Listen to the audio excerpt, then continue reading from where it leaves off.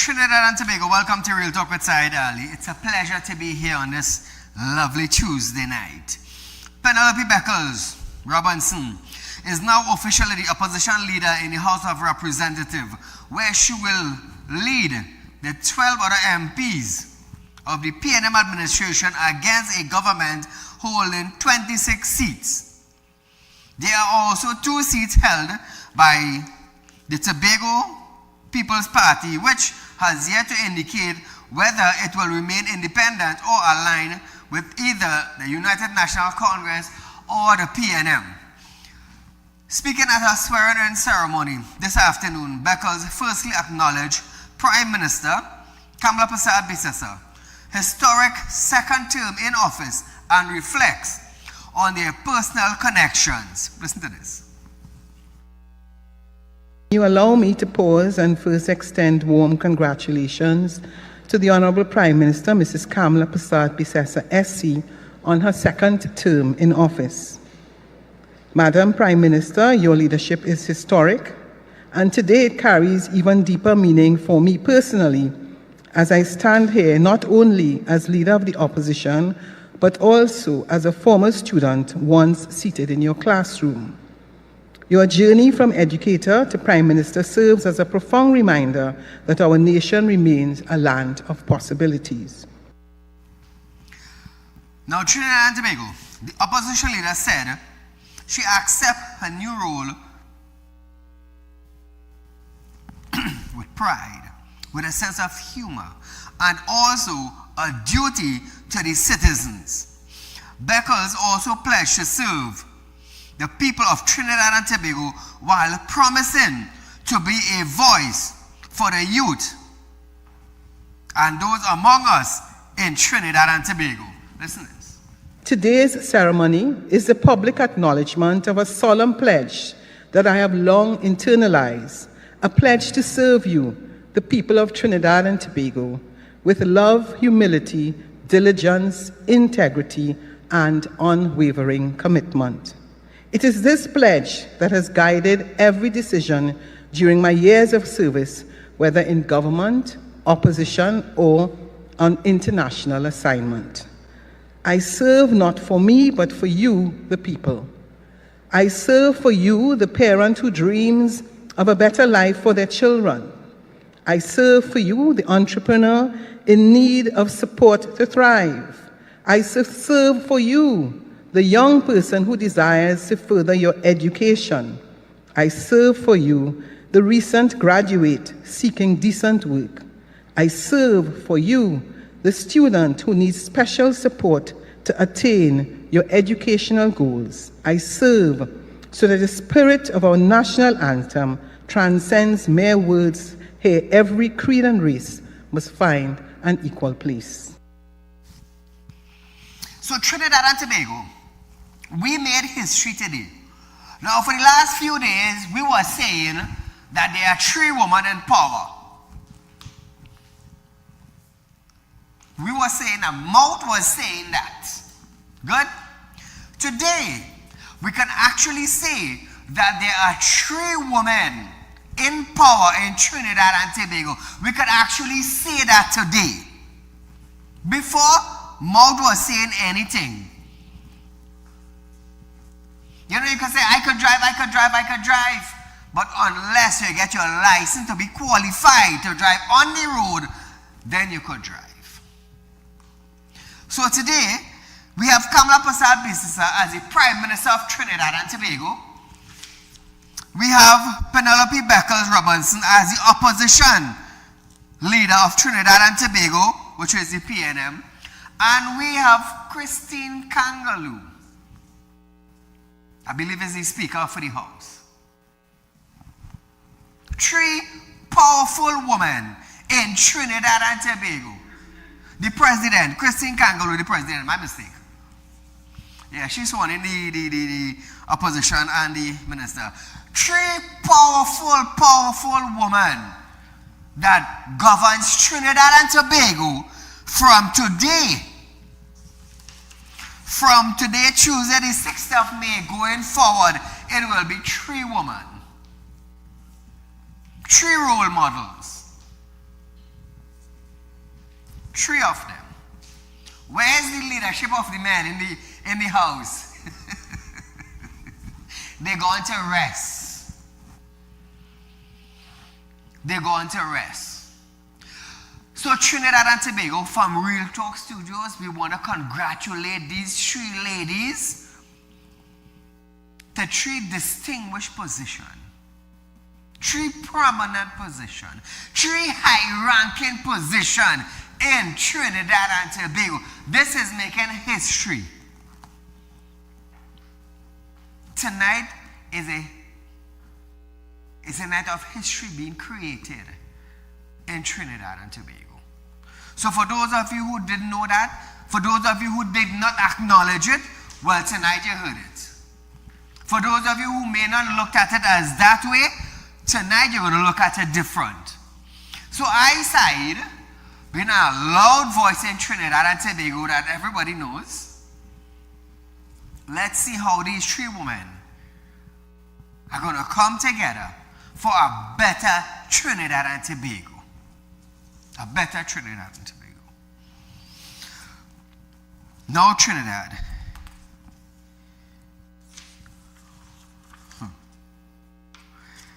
It's a lot of things that is going to take place in our country in the coming days. In the coming days. Now, she also rejected the idea of the opposition being defined by hostile and described her appointment as a moment of possibility for a young woman.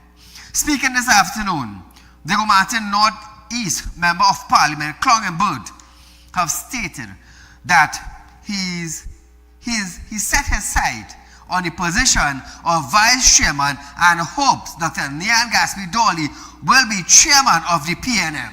Now, he asked, though, on Dr. Keith Rowley revoking his appointment, the deputy political leader in Booth said Rowley was entitled to do so. Listen to this. He was entitled to do that. Were you surprised? Was it unbeknownst to you and Dr. Dolly? Yes, it was. And what are your thoughts about that? I was surprised. Would you be offering yourself or open to positions today, such as chairman or vice chairman? Yes. And who else are you seeing if you're going up for chairman or vice chairman? Vice chairman. And who would you like to see to be chairman? Nian Gatsby Dolly. Thank you so much. Trinidad and Tobago, you will find Clong looking a little depressed, a little frustrated. You will find, so look how nice and humbled he answered questions. Nice, in a smooth, honestly way. He answered every single question that was asked of him. He didn't rail up and fight up and be this big bad. No, he humbled himself. You see, when you realize you lost the touch of power, you just get like a cold cucumber in the fridge. A cold cucumber in the fridge. It's sad. I was shocked to see him so humble. Because you know he always frisky from the media. It's sad. One day you have all the power to control the world, and the next day you even have the power to get up from your bed. That's what I always tell people. Don't let power get to your head, you know. Because you're going to feel you're on top of the world. Look at Clong now. Clong under the world. The world on top of him. It's so amazing how he answered all his questions. Without busy to go somewhere. It's a sad thing. But nevertheless, they look for that.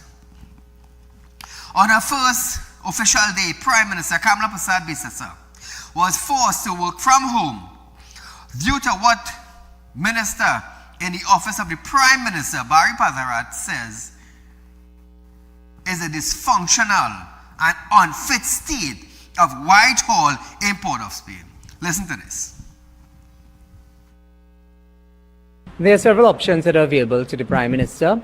At this point in time, the reason why we thought it necessary to meet with the Permanent Secretary is that this facility is not a functional facility. There are challenges here The PS just shared with us that there are parts of the building that cannot be used because there are a lot of flooding. There are health issues with respect to mold and so on. The Cabinet Secretariat does not function out of this facility. And as you know, the Cabinet Secretariat is really the hub of the operations of the government. And we were quite surprised to come here today and find out that essentially the government cannot run and function out of this office. So some of those things will be brought to the attention of the Honorable Prime Minister. We will have to make some decisions in terms of how we go forward. So viewers also contacted Passad Business and confirmed that she was advised again going to Whitehall due to the moles problem. Patharat took further aim at the former P&M administration for the state of the office. Those were some of the things that the PS raised with us. We will now go back to the Honorable Prime Minister and indicate what is available to her in terms of creating a quick fix so that it doesn't hamper the operations of our incoming government. But we are quite surprised and shocked at the level of dysfunctionality that existed with the prior administration in terms of this facility being really an area which should have been the hub of the operations of the government. So now viewers, over the years, Whitehall have served as a central administrative hub for the government. Most recently, post-cabinet briefing had been returned to the office by Rowley. According to the National Trust, the building was restored twice. First in 2000, after which it continued to be occupied by the Office of the Prime Minister, but had to be evacuated in 2009 owing to its state of dilapidation. It then underwent a major $32 million restoration in 2016, which saw designers integrate modern convenience while maintaining the interior and exterior finish. Responding to question on the state of the building, UDICOT confirms it had been previously tasked with undertaking remedial works, which were ongoing. So Trinidad and Tobago, if remedial work is ongoing, in the White House, you expect the Prime Minister to go in there? Let's be logical. Do you expect the Prime Minister to go in there?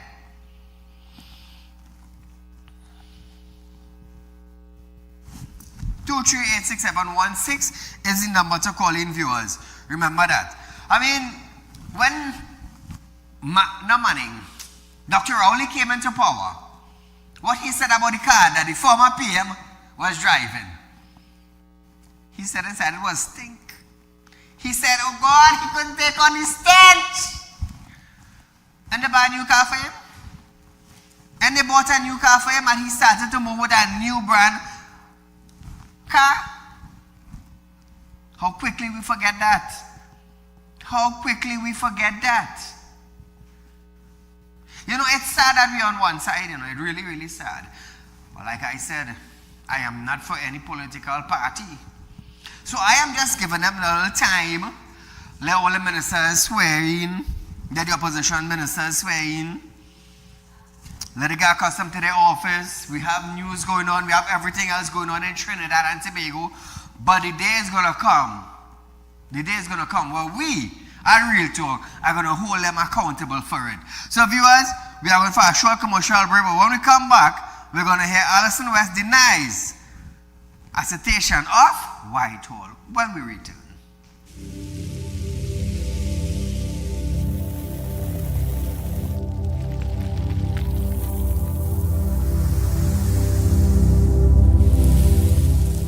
We'll be right back.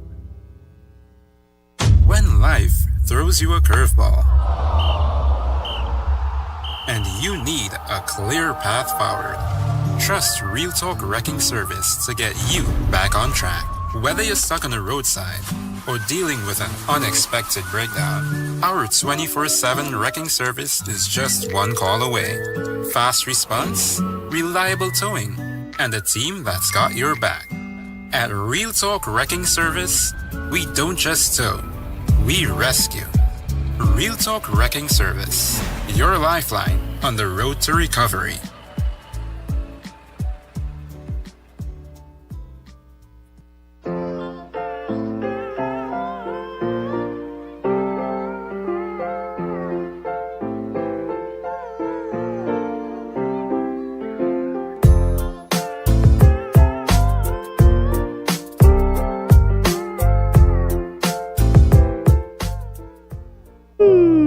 Tired of wasting precious time at the bank applying for a loan, only to be denied? We understand your frustration. Here at Real Talk Group of Companies, we take a different approach. Contact Saieed, Managing Director of Real Talk Group of Companies and licensed moneylender at 238-6716, 242-7690 or 339-1670. Feel free to visit our office at number 14 Carney Savannah Road, Chaguanas, or number 132 Superior Road, Victoria Village, San Fernando.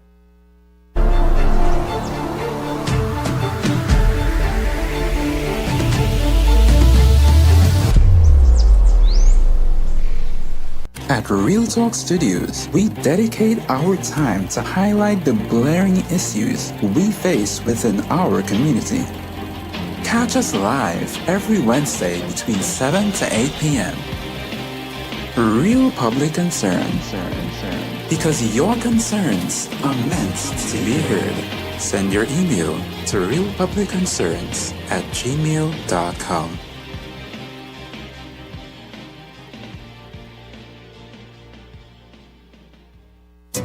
Real Talk Financing is offering you 5% on a fixed deposit for 5 years and over with upfront interest. Contact our central office at 238-6716 or our San Fernando office at 242-9944. You don't want to miss this great opportunity. Invest today and watch your investment work for you.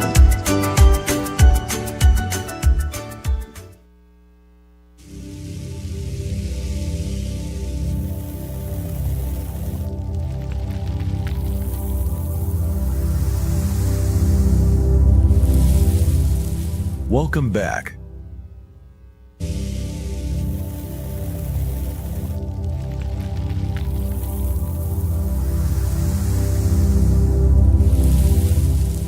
Welcome back. Now Trinidad and Tobago, remember viewers, Real Talk Financing, 14 Caroni Savannah Road in Chaguanas and 25 Cipero Street in San Fernando. Two licensed financial institutions that is offering you 5% on a fixed deposit. Remember that, viewers, the highest interest rate that is being paid out by any financial institution in Trinidad and Tobago considered fixed deposit is Real Talk Financing. Yes, interest up front. Trinidad and Tobago. When I say interest up front, I mean, when you contact our office, you set up your appointment, you come down to our office, you sign up your fixed deposit, right? We are going to give you your interest up front. That is our office number. Call our office, set up an appointment. When you are finished setting up your fixed deposit, with Real Talk Financing, in 14 days' time, the office is going to call you to come and collect a check of your upfront interest. We are going to calculate the 5 years. That amount of money you're going to get at the end of 5 years, you're going to get it within 7 to 14 days' time. No other financial institution in Trinidad and Tobago is doing that. None. We are the first, and we will remain the first. Yes, you're hearing it from Saieed. Nobody in Trinidad and Tobago is going to match it or beat it. And they're not going to do what we are doing, giving you your upfront interest. Remember that, Trinidad and Tobago. So as you go back to our program tonight, the Whitehall is not unfit for use. The building remain active use and continue to serve its purpose as the office of the Prime Minister, at least that was the opposition up until April 28, 2025. The statement comes from former Minister of Public Administration, Alison West, who denied attestation that the office of the Prime Minister at Whitehall is unfit for use, adding that the building is structurally sound, safe, and fully operational. West's statement comes after Prime Minister Kamala Persad-Bissessar worked her first day on the job from her home in South Trinidad. In an interview, West said the building had been carefully restored between 2016 and 2019, with Judicot examining its basement area following reports of drainage issue in 2024 during the rainy season. She said the findings were specifics that the area and did not impact the remainder or the remaining of the building, which continued to be used without restrictions. Moving along, viewers. Acting Police Commissioner Junior Benjamin is now confident that the target set by Prime Minister Kamala Persad-Bissessar to have a safer Trinidad and Tobago in 6 months is possible.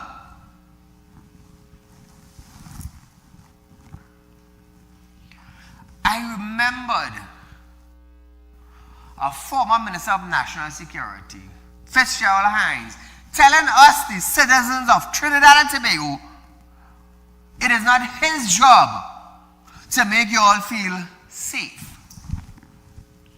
I remember a former Prime Minister of Trinidad and Tobago is saying that if we give guns to everybody, we will become the Wild Wild West. I remember a senator saying, Ranuka Sukla Sagram Singh saying, the PNM runs the house, and we are not going to stand. No grounds. In other words, we are not going to support any legislation or amendment that will say stand your ground, because why? The PNM runs the house.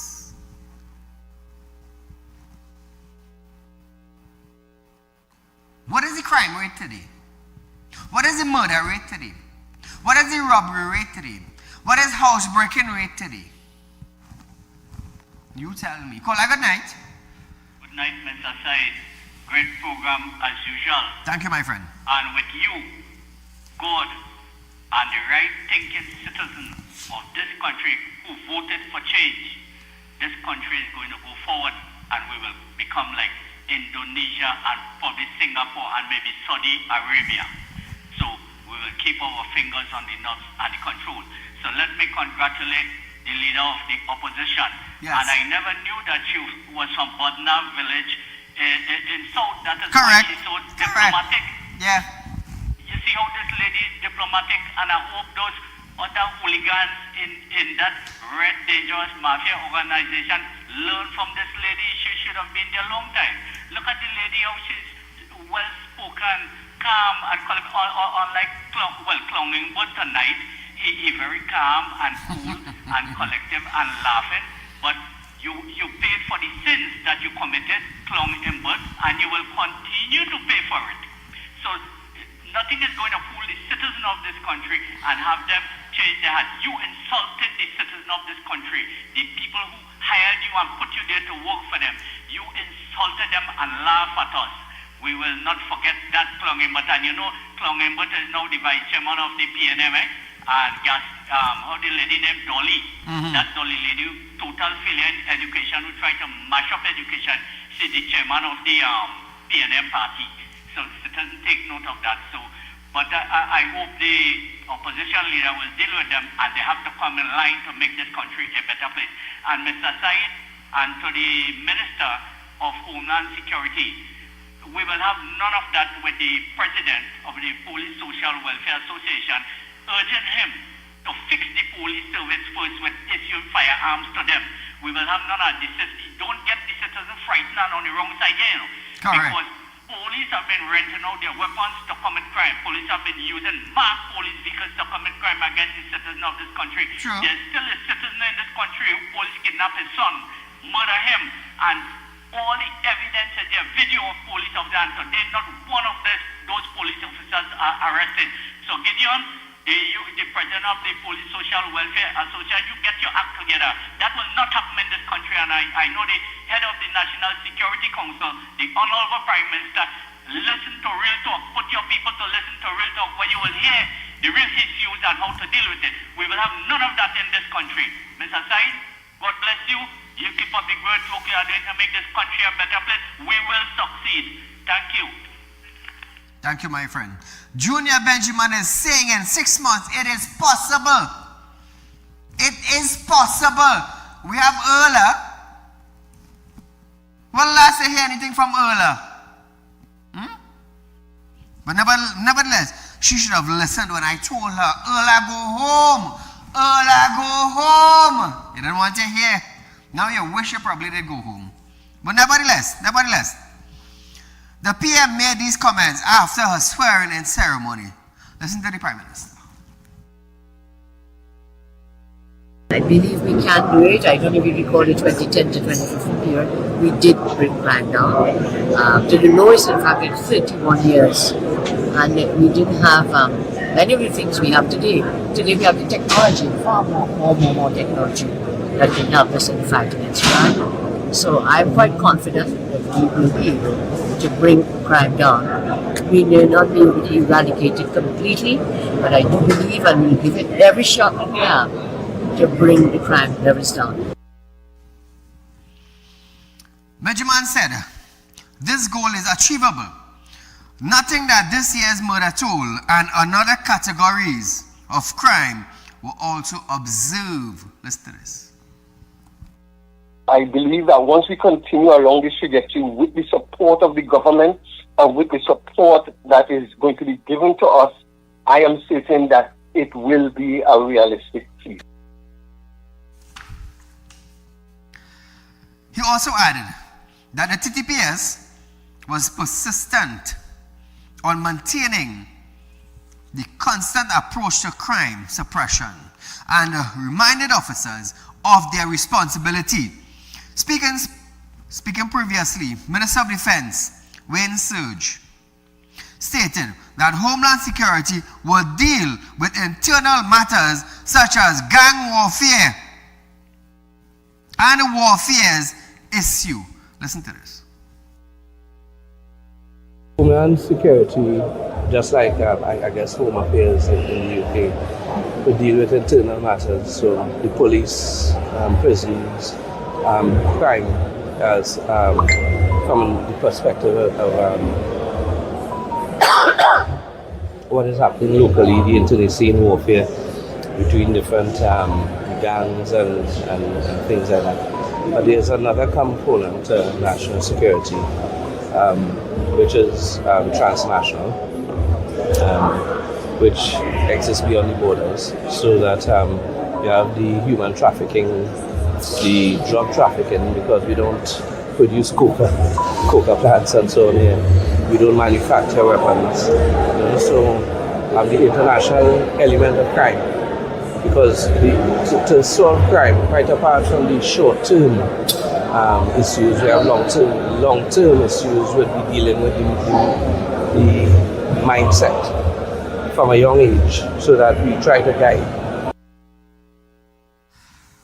So Trinidad and Tobago, I just want to remind you all something. We had, under the PNM administration, Faris Al-Rawi, once an Attorney General, knew all the gangs in Trinidad and Tobago. They know how much gangs we had in Trinidad and Tobago. They know how much members they had in each gangs in Trinidad and Tobago. Keep this in mind. We have the Minister of National Security, former Minister, Hines, Fitzgerald Hines. He also knew how many gangs there were in Trinidad and Tobago. He also knew how much gang members were in each gang in Trinidad and Tobago. It's a former Minister of National Security. Remember that, eh? Good. We have earlier a former Commissioner of Police who also knew how many gangs there were in Trinidad and Tobago, how many members were in each gangs in Trinidad and Tobago. Now we have a new administration where the Ministry of National Security has a split. All well and good. All well and good. We have Wayne Sturge, who's a prominent individual in Trinidad and Tobago. We also have, for Homeland Security, former Superintendent of Police for Trinidad and Tobago, Roger Alexander, who I believe was also the head of SWAT before becoming a minister. I am definitely sure him being the superintendent will know how many gangs there are in Trinidad and Tobago, how many individuals are there in each gang in Trinidad and Tobago. So I want to see going forward, as they sit in their ministry, if they are going to allow gang violence and gang running turf and gang killing one another just for the turf. Is that going to continue under this administration? Like I said, Trinidad and Tobago, the past administration, nobody said anything about too much of murder. Nobody didn't rail up at no minister except Saieed. Everybody was okay with it.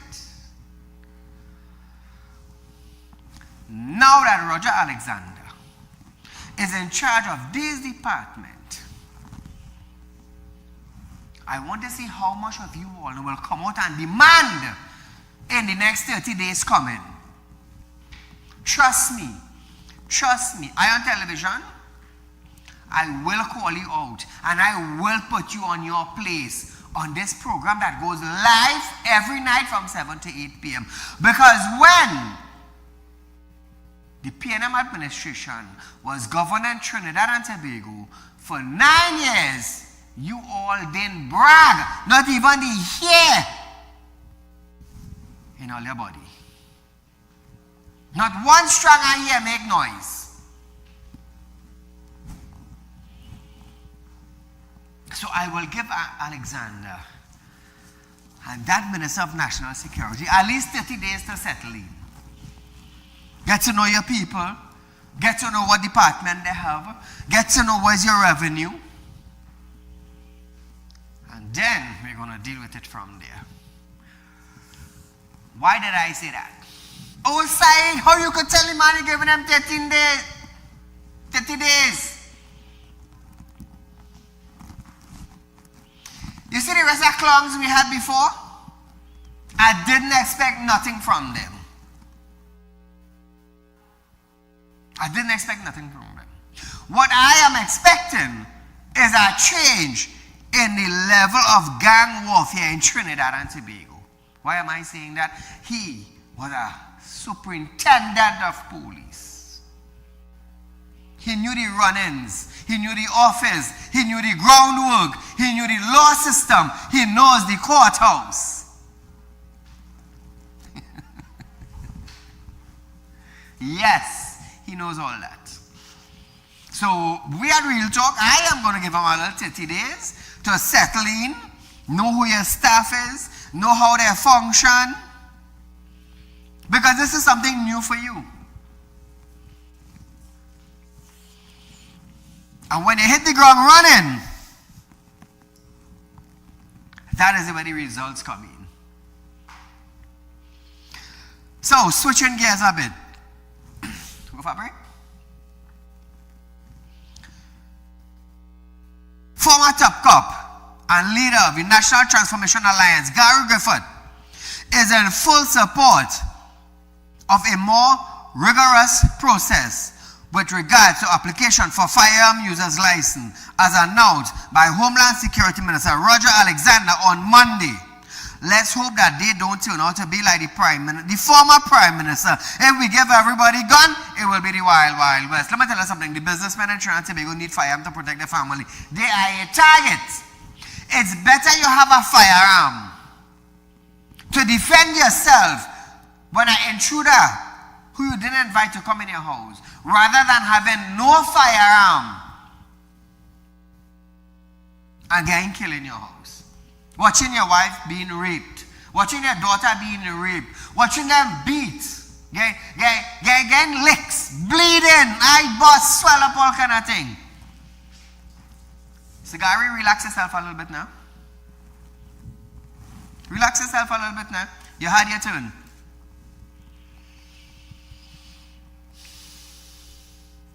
Griffith said, this must be the case in order to obtain an FUL, whilst not making it impossible to acquire one. Listen to this. We cannot give more than about 1,000 firearms per annum, because that's about 3 per day that you're looking at. And just to do that, you have to go through a rigorous process of due diligence, background check, checking the finances of the individual, psychometric testing, speaking to their spouse. All of these things must be done to ensure that the right person could get a firearm. So that's why in the 6,000 firearms that I issued, not one was lost, stolen, or used for a crime. And there's a reason for that. There must be a rigorous process. Failure to do that, the wrong persons could get it. They could have a negligent discharge. They can lose their firearm. They can use it for a crime. They can use it against their spouse.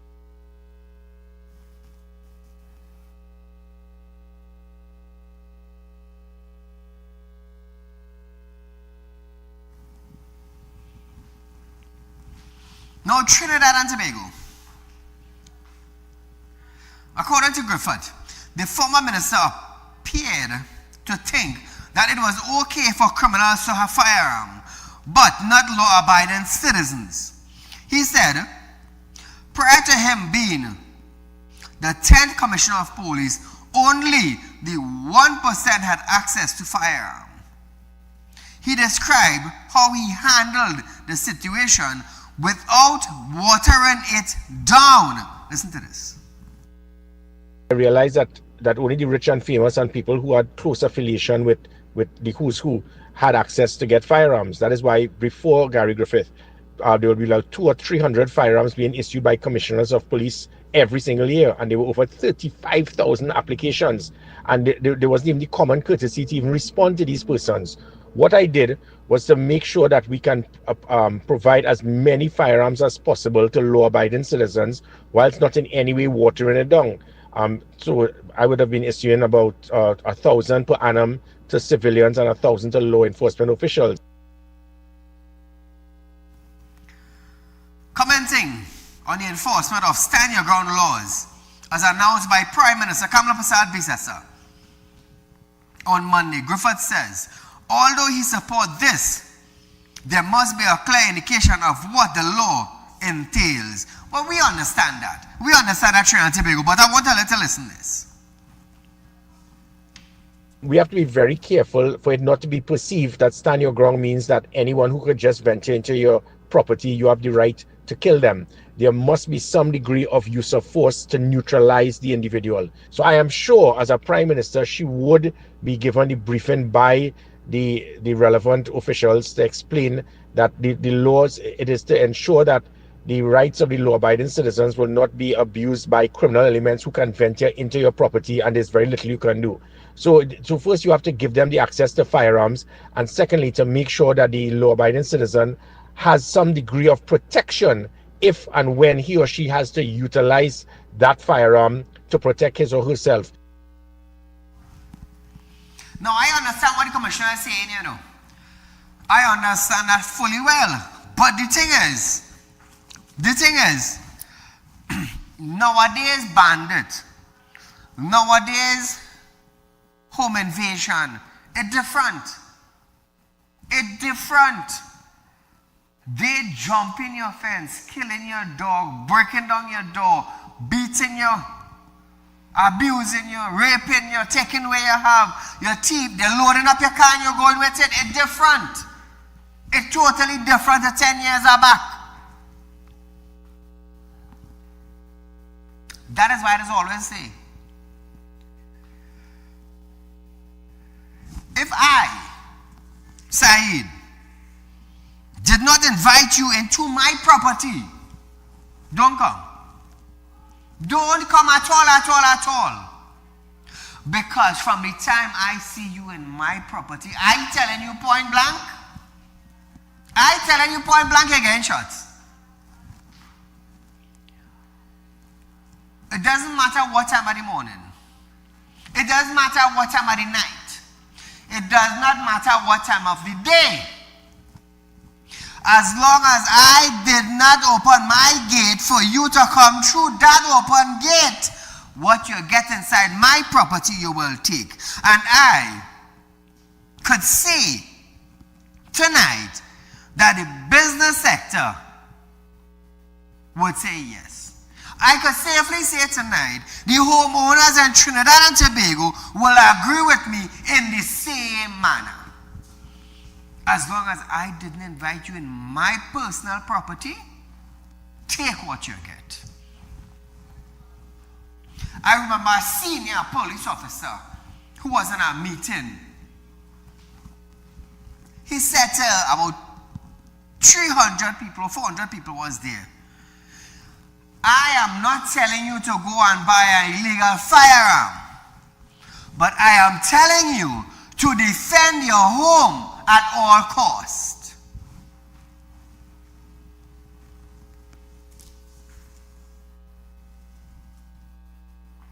It's sad, eh? It's sad.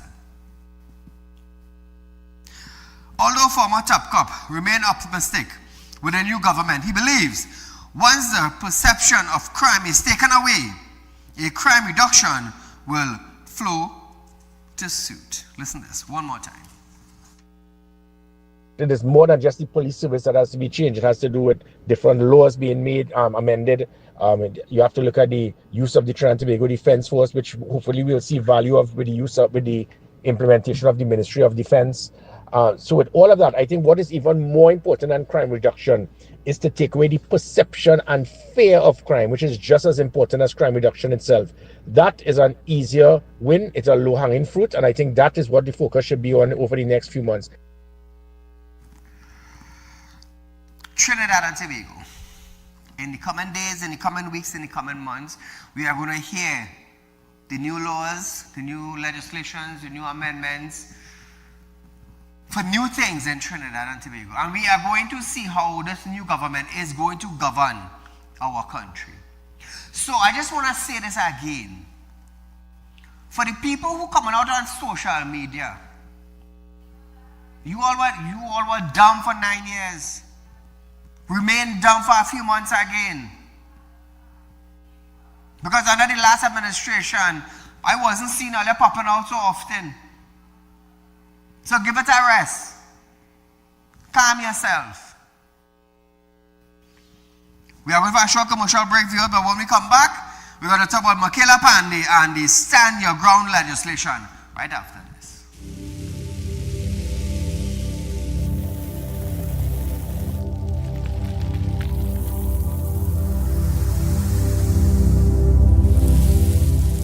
We'll be right back.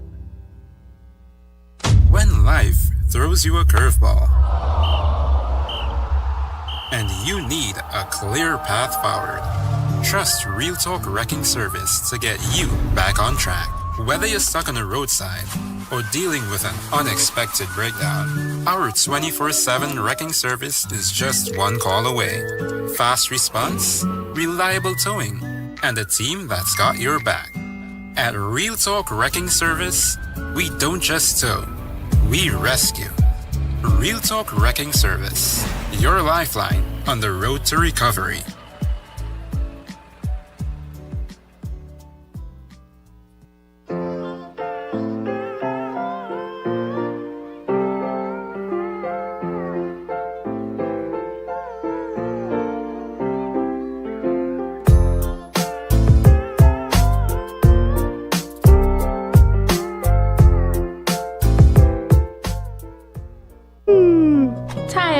wasting precious time at the bank applying for a loan, only to be denied? We understand your frustration. Here at Realtalk Group of Companies, we take a different approach. Contact Saieed, Managing Director of Realtalk Group of Companies and licensed moneylender at 238-6716, 242-7690 or 339-1670. Feel free to visit our office at number 14 Carney Savannah Road, Chaguanas, or number 132 Superior Road, Victoria Village, San Fernando.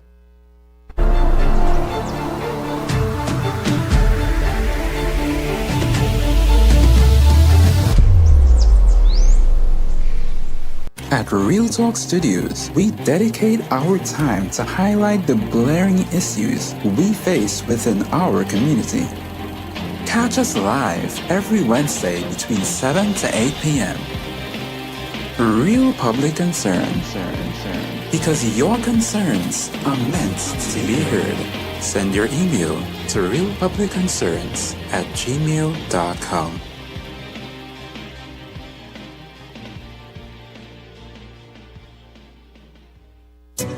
Real Talk Financing is offering you 5% on a fixed deposit for 5 years and over with upfront interest. Contact our central office at 238-6716 or our San Fernando office at 242-9944. You don't want to miss this great opportunity. Invest today and watch your investment work for you.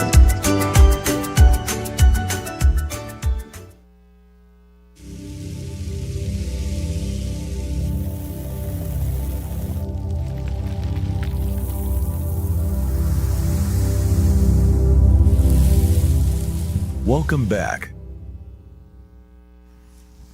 So remember, viewers, it's only Real Talk Financing that is going to offer you 5% on the interest up front. Remember, now that the country has a new government, now that you all think things will change, you all can make your investments. You all can go for vacation, repair your house, buy a new car, pay a medical bill, put away money for your sons. When you open your fixed deposit, you could put money in the credit union with your interest. It's only with Real Talk you get it like this, you know. No other places, you know. Only at Real Talk. So, back to the news. In other news now, viewers, political leader of the Patriotic Front, Makela Pandey, has voiced her opinion on Prime Minister Kamala Persad-Bissessa's announcement to introduce Stand Your Ground laws. Speaking during an interview, the PF leader says she does not believe in turning the country into the Wild Wild West. Listen to this. I do not believe in turning Trinidad and Tobago into the Wild Wild West. My view isn't that you just arm everybody and we have a big shootout. I'd like to know that there are safeties within that bill that, you know, when people are being given, awarded firearms, that it is done over the table and that things are done properly. Now, Pandey did not hesitate to mention how people can turn a blind eye to a certain situation. Although she said her statement is nothing personal, she reiterated her disapproval of John Jeremy in the post of Attorney General Makela. What I find so amazing is how people quite disingenuously sing for their supper, including the Law Association, who themselves brought a no-confidence motion in John Jeremy. I believe Wayne Sturge, who's now part of the government, was part of that and initiated and instigated that. Minister of Education, Dr. Michael Dowlett, have stated that among his priorities in office would be to introduce a more child-centered learning experience in public school system while making full use of technological tools to enhance training. I believe Michael Dowlett was a former principal. Tall man? Dowlett is a former principal. So he is the perfect individual for the Ministry of Education. a retired principal. Somebody who knows about the school system. Somebody who knows about bullying in school. Somebody who knows what it takes to go through school. Somebody who would implement measures to make sure that your kids are safe and secure and learn while they are in a safe environment from 8 to 3 during the day. Nice choice. Nice choice. Now, Dowlett worked for 15 years as a principal of Naparima College before his retirement in 2021. 15 years as a principal. 15 years as a principal. Dowlett said he was confident that his decades of experience as a teacher and a school administrator would be valuable to his current role. On his first day at office, he received many briefs which contained the programs and policies of the Education Ministry. Dowlett said he will soon be looking at the alignment of government policies for education before deciding on priorities such as returning of an upgrade gate and scholarship program, laptop for students, opening of weekday campus, among other initiatives. Trinidad and Tobago is not just promise. Let's just wait and see. You see, the only thing we could do at this point is wait. That is the only thing we could do at this point. And any one of you in Trinidad and Tobago gonna understand. You need to wait. What did your former Prime Minister told you? Keith Rowley, what did he say? We know of the government a little bit. So I am telling you, have a little relaxing time. A little relaxing time, unbuckle your belt a little bit. Because I am definitely sure this administration is not going to tell you tighten your belt. I'll relax a little bit, people. We're here to get the job done, and hopefully, we will. The US-based Human Rights Watch is calling on the new Trinidad and Tobago government to take immediate steps to repatriate more than 90 nationals, including 50 children who remain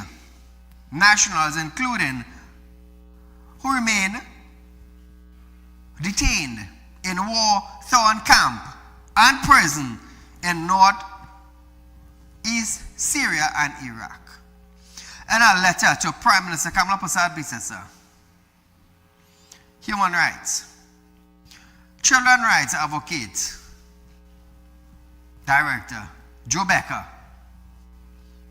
urged the PM to act quickly to bring home all detained Trinidad and Tobago nationals for rehabilitation and reintegration. So, all of us, you see, this is what I can't handle. Come back to me. This is what I couldn't handle, and this is what I've been telling you all. Human rights organization. Saturday we had the swearing in of a new Prime Minister.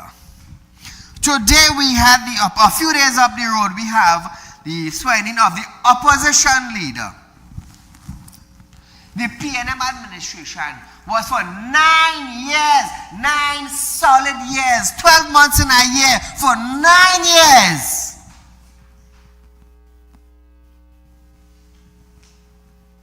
How come the PNM administration didn't bring them? Foreign Affairs, where was Amy Brown? I'm just saying something. Where was Amy Brown? Act immediately, the letter says.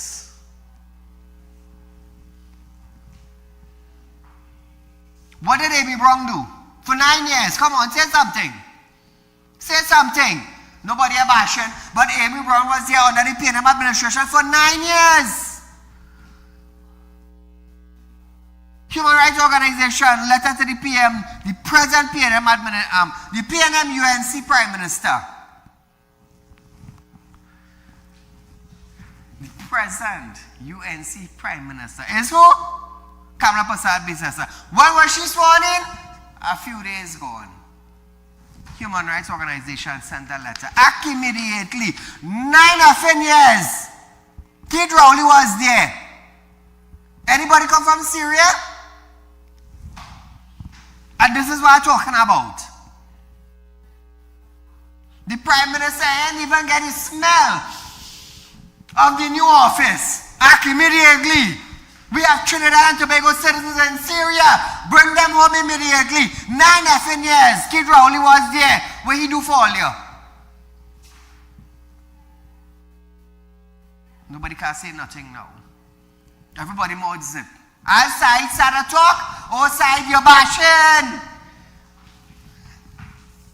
This is what it's like to hit all of the facts before I hammer the nail.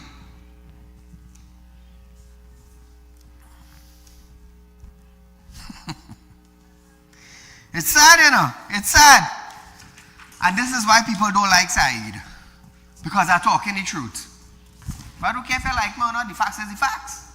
Black could be black. Black can be no other color than black. Attorney for Paria Fuel Trading Company. Here they say, requested time to seek instruction from its new board of directors as the company faces changes under the Occupational Safety and Health Act, stemming from the 2022 diving tragedy. So here it is. The government stepped in. The PNM government stepped in. Stuart Young said $1 million we're going to give the family. Now Trinidad and Tobago, the Paria Fuel, the attorneys for Paria Fuel Trading Company request time to seek instruction from its new board of directors. What the new board of directors have to do with the decision that Paria took before? What does the new board have to do? When I tell all of them was playing a game, all of them want to hear me. All of them want to hear say, oh, but they go get their money. What's Stuart Young going with $1 million? Stuart Young needs to come out and tell the family when they get in the $1 million. That is what he needs to do now. Call a press conference and say, well, you know what? We at Paria, we're going to give the families $1 million. Well, I can't like me, you know, and I don't care. So viewers, it's that time where I must say we have come to the end of our program tonight, but nevertheless, I will run tomorrow from 11:30 to 12:30 and we'll be right back here another night for another real talk with Saieed. Until then,